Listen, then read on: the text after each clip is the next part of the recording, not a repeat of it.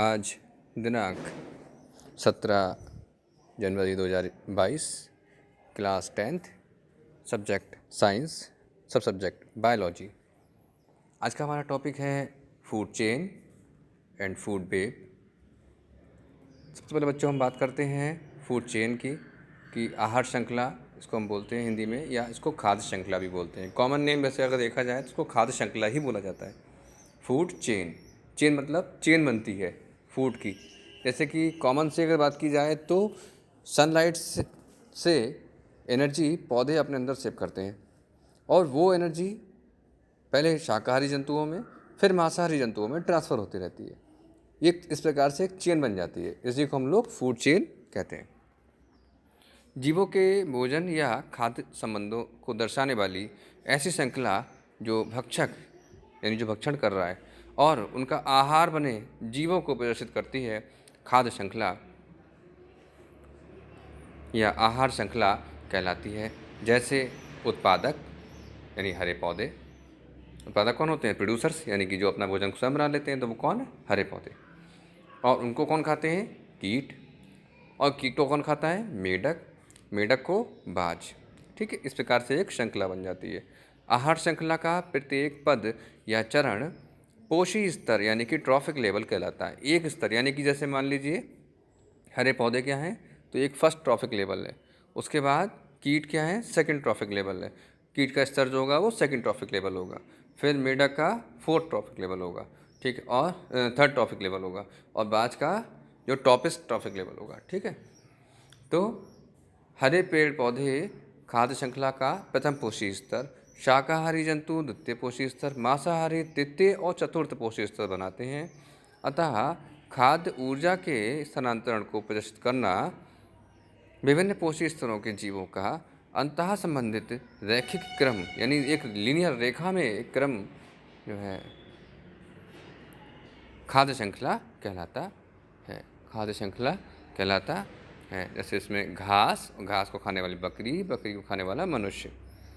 इसमें ऊर्जा का स्थानांतरण एक दिशीय होता है, यानी कि यूनिडायरेक्शनल, एक ही दिशा में ऊर्जा चलती है। खाद्य श्रृंखलाओं में से हमें इकोसिस्टम के जैविक घटकों की जानकारी प्राप्त होती है। तो कौन कौन से जैविक घटक हैं उनकी जानकारी प्राप्त होती है। किसी खाद्य श्रृंखला में सामान्यतः 3 या 4 पोषी स्तर ही होते हैं। सामान्यतः जीवों की संख्या उच्च पोषी स्तर में कम होती जाती है। जैसे कि पेड़ पौधों की संख्या जैसे फर्स्ट ट्रॉफिक लेवल है तो ज़्यादा होंगे, उनको खाने वाले शाकाहारी जंतु उनसे कम होंगे, उनको खाने वाले मांसाहारी जंतु उनसे भी कम होंगे। इस प्रकार से एक लेवल बनाते हैं जिसमें संख्या कम से कम होती चली जाती है। नेक्स्ट है आहार जाल यानी कि खाद्य जाल यानी फूड वेब।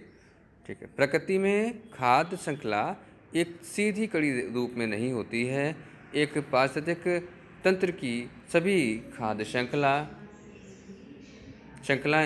कहीं ना कहीं आपस में संबंधित होती हैं, अर्थात एक खाद्य श्रृंखला के जीवधारियों का संबंध दूसरी खाद्य श्रृंखला के जीवधारियों से होता है। यह इसको हम सामान्य भाषा में कहें तो बहुत सारी खाद्य श्रृंखलाएं मिलकर क्या करती हैं? खाद्य जाल बनाती हैं। ठीक है, अर्थात प्रकृति में खाद्य श्रृंखलाएं एक अंतः संबंधित जाल के रूप में पाई जाती हैं।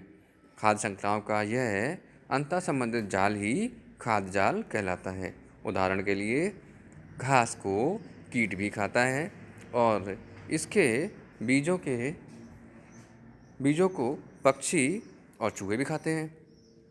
इसे खरगोश, बकरी भी खाते हैं। इसी प्रकार इन शाकाहारी जंतुओं को विभिन्न प्रकार के मांसाहारी जंतु खा सकते हैं। चूहों को सांप भी खा सकता है और सांप को जो है बाज या बिल्ली भी खा सकते हैं। इसी प्रकार सांप चूहे के साथ कोई पक्षी या मेढक को भी खा सकता है। तो एक प्रकार से आप देख रहे हो कई सारी खाद्य श्रृंखलाएं क्या कर रही हैं? मिलकर एक खाद्य जाल बना रही हैं। तो बच्चों इसको आप लोगों को नोट करना है, डायग्राम भी बनाना है। ठीक है, उसके बाद है नेक्स्ट हमारा टॉपिक है इकोलॉजिकल पिरामिड्स यानी कि पारिस्थितिक पिरामिड्स। पिरामिड्स ये शो करते हैं कि कौन सा ट्रॉफिक लेवल किस स्तर पर जा रहा है। ठीक है, तो जैसे कि हमने आपको बताया था कि उत्पादक क्या होते हैं, तो जो प्रोड्यूसर्स की हरे पेड़ पौधे होते हैं तो इनका फर्स्ट ट्रॉफिक लेवल होगा। इसमें प्रत्येक पारितंत्र की खाद्य श्रृंखलाओं यानी कि आहार श्रृंखला के उत्पादकों, प्राथमिक उपभोक्ताओं एवं शाकाहारी, द्वितीयक उपभोक्ताओं मांसाहारी, तृतीयक उपभोक्ताओं ये भी मांसाहारी के बीच उनके ऊर्जा स्तर, संख्या एवं जीव भार यानी बायोमास में पारस्परिक संबंध होता है। मतलब तीनों चीज़ें देखिए आप, पहले है ऊर्जा स्तर कि पैरामीटर्स ऑफ एनर्जी बन सकता है, उसके बाद संख्या पैरामीटर्स ऑफ नंबर कि नंबर के आधार पर कितना पैरामीटर, मतलब पैरामीटर्स कैसा होता है, एनर्जी के अनुसार कितना होता है, और बायोमास के आधार पर जो हमारा पिरामिड है वो कैसा बनेगा में पारस्परिक संबंध होता है, जिसे चित्रों द्वारा प्रदर्शित कर सकते हैं। इन चित्रों को खाद्य पिरामिड या पारिस्थितिक पिरामिड कहते हैं। ये पिरामिड 3 प्रकार के होते हैं। नंबर 1 ऊर्जा का पिरामिड, नंबर 2 जीव संख्या का पिरामिड और नंबर 3 जीव भार का पिरामिड। नंबर 1 हमारा है ऊर्जा का पिरामिड। ऊर्जा से समझते हैं आप, सबसे ज़्यादा ऊर्जा किस में होती है, अभी कुछ देर पहले बताया गया था, सबसे ज़्यादा ऊर्जा पेड़ पौधों में होती है। तो फर्स्ट टॉपिक लेवल पे कौन आएगा, पेड़ पौधे आएंगे। तो ऊर्जा के पिरामिड से स्पष्ट है कि खाद्य श्रृंखला के प्रत्येक स्तर पर ऊर्जा की कमी होती चली जाती है। चित्र में सबसे अधिक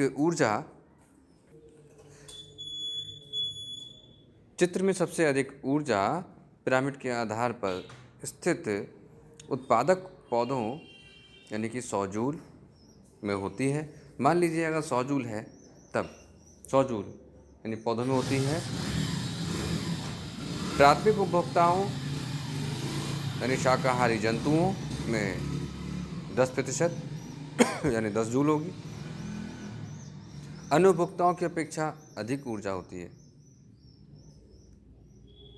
शाकाहारी जंतुओं का भक्षण मांसाहारी जंतु करते हैं, अतः मांसाहारी जंतुओं जैसे शेर, चीता आदि को और भी कम अर्थात उसका भी 10% यानी कि 1 जूल ऊर्जा उपलब्ध होगी। अतः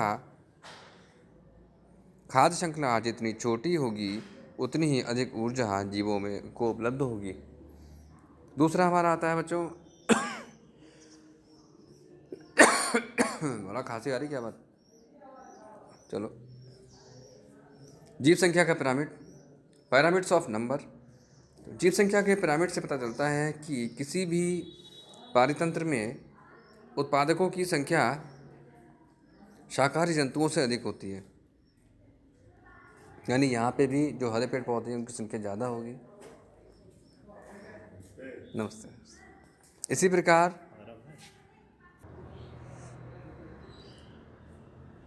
इसी प्रकार शाकाहारी जंतुओं की संख्या मांसाहारी जंतुओं से अधिक होती है। पिरामिड के शीर्ष पर जंतुओं की संख्या सबसे कम होती है। शेर, वन तथा गिद्ध खेतों के पारितंत्र के जीव हैं, ये पिरामिड के शीर्ष पर स्थित होते हैं। नेक्स्ट हमारा जो है इसका डायग्राम आपके सामने है, जीव संख्या का पिरामिड, आप ये देख सकते हैं, बनाएंगे अभी इसको डायग्राम को। नेक्स्ट है नंबर 3 जीव भार का पिरामिड यानी कि पिरामिड्स ऑफ बायोमास। बायोमास मतलब उस जीव का जो भार है उसका ड्राई वेट, उसको लेते हैं हम, उसको जीव भार कहते हैं, ड्राई वेट, ठीक है। तो कितना होगा, जिसकी संख्या ज़्यादा होगी उसका जीव भार ज़्यादा होगा, सीधी सी बात है। तो किसी भी पारितंत्र में सजीवों के शुष्क भार को जीव भार कहते हैं। जीव भार के पिरामिड में उत्पादकों का भार सबसे अधिक होता है। इनके बाद प्रथम, द्वितीयक और तृतीय श्रेणी के उपभोक्ता आते हैं जिनका जीव भार क्रमशः कम होता जाता है। जीव भार के पिरामिड में 1000 किलोग्राम वनस्पति 100 किलोग्राम चूहों के लिए पर्याप्त होती है। इसी प्रकार 100 किलोग्राम चूहे 10 किलोग्राम सांपों के लिए तथा 10 किलोग्राम सांप 1 किलोग्राम बाज के लिए पर्याप्त हैं। इस प्रकार बच्चों ये डायग्राम भी आपको नोट करके बनाना है। इसको डायग्राम बनाएंगे, इसको नोट भी करेंगे और इसे याद भी करेंगे। तो ये आपको फर्स्ट हमने देखा, आज के 2 टॉपिक हैं हमारे पास, एक तो फूड चेन फूड वेब होगा, दूसरा हमारा इकोलॉजिकल पिरामिड्स है। तो दोनों टॉपिक को आपको नोट करना है कॉपी में और उसे याद भी करना है, डायग्राम भी बनाना है, ठीक है। Thank you so much.